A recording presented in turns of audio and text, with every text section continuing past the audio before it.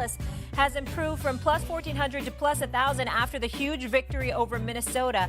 And Dak has Super Bowls on his mind.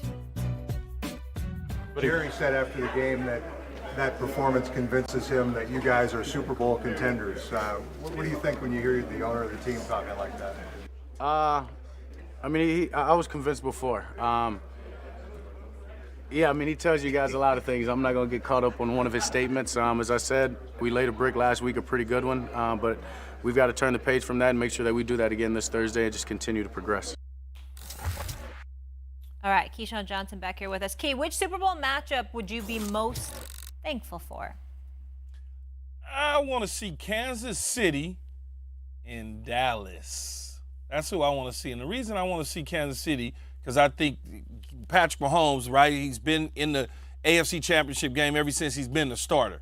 But he gets an opportunity now to win another Super Bowl and quiet people down from saying, okay, well, he hit pay dirt the first time around. He may never get back. And then the Dallas Cowboys, they get a chance to shut Stephen A. up for a final call, right? You get the opportunity to just kind of quiet him down. Plus, I just want to see the Dallas Cowboys fans get on his damn nerves in Arizona. I can't wait to see the moment that they get that championship trophy again and lift it above their heads in the NFC Championship game, by way in Dallas. And I hope First Take has to go on that Friday because it'll be on a Sunday. But you make Stephen A. go down there on Friday with you, Molly, where you got to sit amongst all those Cowboys fans and just take the heat. I'm tired of Kansas City. I think they've been in enough big games. They've been in 2 Super Bowls. I tell you, I love this game. Buffalo and Minnesota. They are 0-7. Don't give me that look. And you too, Keyshawn. They're 0-7 in Minnesota. They're 0-7 combined in the Super Bowl. Buffalo's never won one. Minnesota's never won one. They lost 4 straight with Fran Tarkenton, I remember. But I'm Buffalo. So you'd have finally one of these cities to get a chance to win a championship.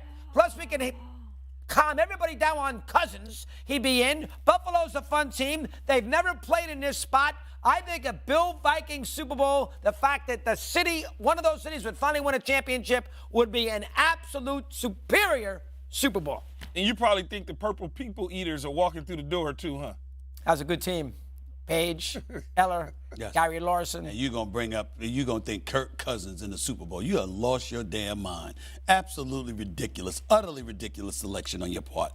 Believe it or not, are you ready for this? Oh, God. I wrote this down. I had no idea Keyshawn was going to say before the show. My selection was the Cowboys and the Chiefs. I'd love to see that. You see, here's the thing. Here we go. Why the Cowboys? Because the fall would be so steep. You see, the Cowboy fans would be hyped. And they will already have crowned themselves Super Bowl champions before the game. I mean, they're doing it anyway.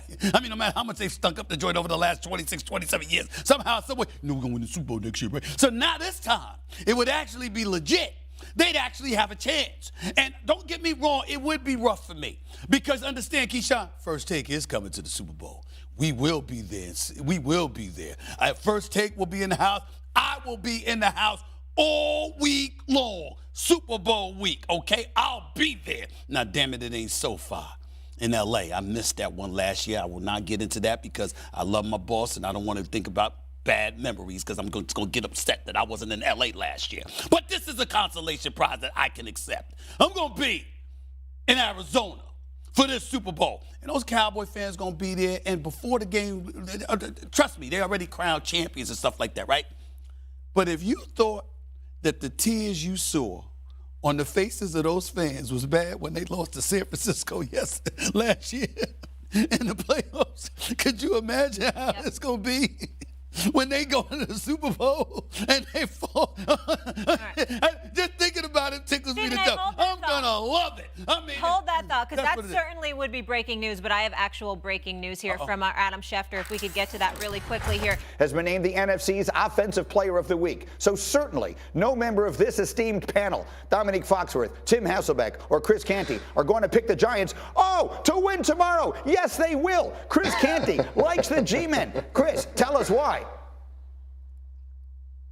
I love the Giants being able to execute the same playing plan that the Green Bay Packers did a couple of weeks ago, which is come out in big people. 12 personnel, 13 personnel, 21 personnel, and run right at those pass rushers for the Dallas Cowboys along their defensive front. If you look at the New York Giants in the games after their previous 2 losses, they came out and ran the ball 47 times and 44 times respectively. They're going up against a defense in the Cowboys that is 30th in run-stop win rate. The Giants' only path to success in this game is to run the football with Saquon Barkley, the league's second leading rusher. They've got to try to stay on schedule. If you listen to Brian Daboll, that's what he's emphasized. They can't get in a game where they're forced to drop back 35, 40 times. And I think leading with Saquon Barkley not only helps your offense stay on track, but it also keeps that high-powered offense of the Dallas Cowboys on the sideline. I hear you, and I agree with you on the formula, but it's one thing not to want to throw the ball a lot. It's another thing not to be able to throw the ball a lot, and you just pointed out they've lost another receiver. The Giants are playing. It's one thing not to have a lot of weapons. At this point, I'm not sure there's any team in the NFL that has less on the outside right now than they do. Dominique, Mr. Canty likes the G-men tomorrow. What do you think? Yeah, I think we have drawn the wrong conclusions from the Cowboys' loss to the Green Bay Packers. Yes, the Packers ran the ball well against them, but they also had explosive plays. That's what's going to beat you in the modern NFL, giving up explosive plays. And you know what the Giants have a hard time doing? Because they are down deep on the receiver depth chart, it's creating explosive plays. Saquon is going to have to do it from the backfield or as a receiver. And they're going to be able to find that one player and focus on him and slow him down. And even though the Green Bay Packers played as good a game against the Cowboys offensively as you can expect, they still entered the fourth quarter down 14 points. So if the Cowboys are able to have a 14-point lead in the fourth quarter, you know what the Giants are not going to be able to do? Outscore them in that period and win. It just seems like it's too tall a task. The Giants are an NFL team with NFL players, so anything could happen, but it's absurd to me to think that they're likely to pull this upset. Now, they're not just an NFL team. They're a 7-3 NFL team that no one, except I guess Chris Canty, believes in right now. So Tim Hasselbeck, help me here, because we do a feature every now and again called Bad Week or Bad Sign. The Giants looked just awful this past week at home against the Lions. Did you interpret that as just a bad week, or was that a bad sign that the reality is the Giants are what most people have thought they really are all season long? I actually think that it was just a bad week, but that doesn't mean I'm going to, align with Chris on this in terms of thinking that the Giants are going to beat the Dallas Cowboys, because I think focusing on, the Giants running the football and Dallas maybe, struggling to stop the run at times. Look, that's one thing. The other aspect of this is I think we need to put some respect, behind what Dallas has done offensively. Look, with Dak Prescott as a starting quarterback in his last 21 games, they're averaging 31 points. I think we have to also look at what they are offensively, because even if they're not amazing defensively and you're able to eat up some clock and you're able to keep that offense off the field, and look, maybe you find a way to be more productive than you were last week against the Lions, you still have to stop this Dallas attack, who, by the way, look, their backup running back, Greeny, you just mentioned it, is NFC Player of the Week. I think they are really good, and I think Dak Prescott's playing at a high level. And so I think you have to consider the balance that the Dallas Cowboys have. Yeah, Chris, until I found out this morning that you were picking the Giants to win this game, which I respect. I don't agree with it, but I like the pick. And my planned question for you today was going to be, have the Cowboys now established themselves as the team to beat in the entire NFC? What would your answer to that have been?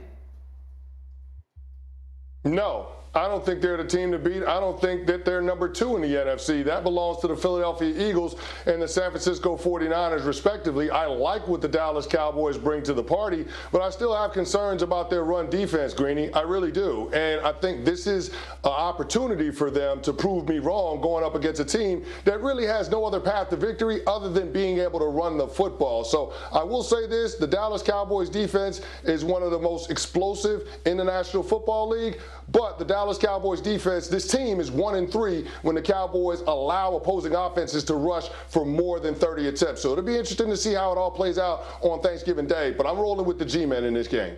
You have made Dominique do funny-looking things to his face. Go ahead, Nick. Final word.